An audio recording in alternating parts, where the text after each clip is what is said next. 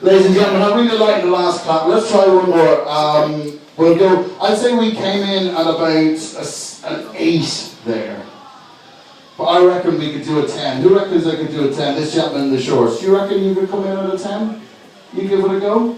So if you come in at a 10, you're at the front, and then it's going to go power backwards. So I'm going to count you in, same as usual. 1, 2, 3. Which tin is first? There are 2 tins in a row. Tim Ashworth. Good man. Yeah. Doing my job for me. We're going to go with you first. We're going to go 1, 2, 3. You're going to start it off, and then we're going to build it all the way back. Are we ready, folks? Yeah! 1, 2, 3, go!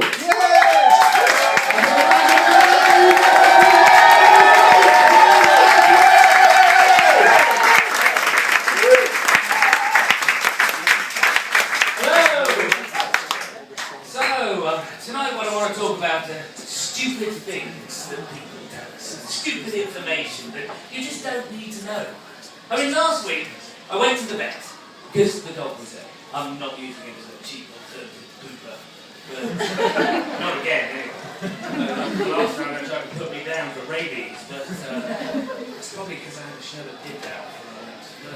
Anyway, I took the dog down to the vet and I came back with some pills for him. And I thought I'd just check the packet, make sure I know how to give it first. And there was a warning. I thought I'd better read this. And so I looked at the warning and it said, do not operate heavy machinery or drive vehicles when you're taking this medication. Now my dog's pretty smart. I'm not going to put him in charge of a JCB. I mean, it's just stupid information like that we get all the time. But mind you, thinking about it, maybe it's not. You know, because guide dogs, that could be who it's for. Maybe a guide dog walking down the street. And he's going, oh, you know what? Oh, God, those bells. They're really kicking in now. Sorry, mate, you're going to have to drive. Think about this comment. Anyway, I'm going to move on. Right. But also, I mean, you get stupid information off TV. That's the obvious place you get stupid information from. And I'm going to tell you on TV where you get the most stupid information. And it's Star Trek. Yes, that's right.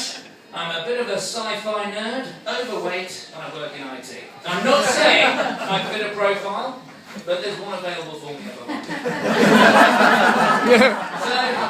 So, watch Star Trek. And watch Star Trek all the way to the end. Right the way to the end of the credits. Because at the end of the credits of Star Trek, there is a disclaimer. There is a disclaimer at the end of Star Trek which says, all characters and situations portrayed in this are purely fictional. Really? Oh, you think, well, that's going to be one hell of a weird Saturday night out, isn't it? You wake up the next morning, there's a woman in bed with you, she's blue. You've been taken over by an alien intelligence, and someone set your house on self-destruct. Because they always do that on Star Trek, don't they? They always put the ship on self-destruct. It doesn't matter what the situation is. We're being attacked by Klingons, Captain. Okay, number 2. Put the ship on self-destruct. Really? Is that the way the situation works? Captain, I have a cold. Put the ship on self-destruct. Captain, I've stubbed my toe. Put the ship on. Eventually the ship's going again. I mean, seriously, you put me on self-destruct 10 times this week. I mean, if we keep going at this rate, we're going to wear out the clock. But anyway, the place where you get the most stupid information is from your parents. And I know that's true because I'm a parent now. And I do exactly the same. Because I remember when I was 6 and you've done something naughty and you get told off by your dad and he drags you in front of him and he says, why, Tim? Why did you take those crisps? Why did you take them? You'll ruin your lunch. Why did you take those crisps? And I'll say, well, because my friend Jamie took some crisps, and because Jamie took some crisps, I thought I would take some crisps. And then Dad would say, well, if Jamie jumped off a cliff, would you? Now, even at the age of 6, I remember thinking, that's quite an escalation there.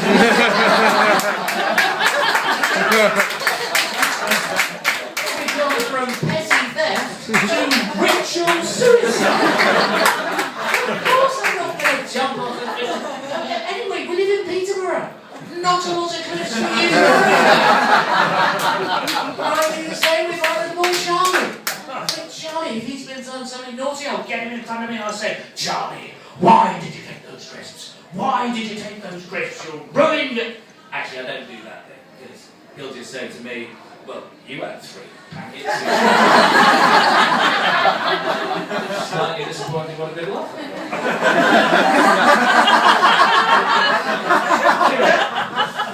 Why did you take the crisps, Charlie? And he'll say, well, because my friend Louie took some crisps, and I thought if Louie took some crisps, I would have some crisps. And I'd say, well, if Louie jumped off a cliff, would you? And Charlie says, yeah, why not? Give us a parachute, looks like fun. Probably shouldn't have shown him those base dumping videos on YouTube. But anyway, ladies and gentlemen, that's another little battle I've lost. You've been fantastic. I get to act.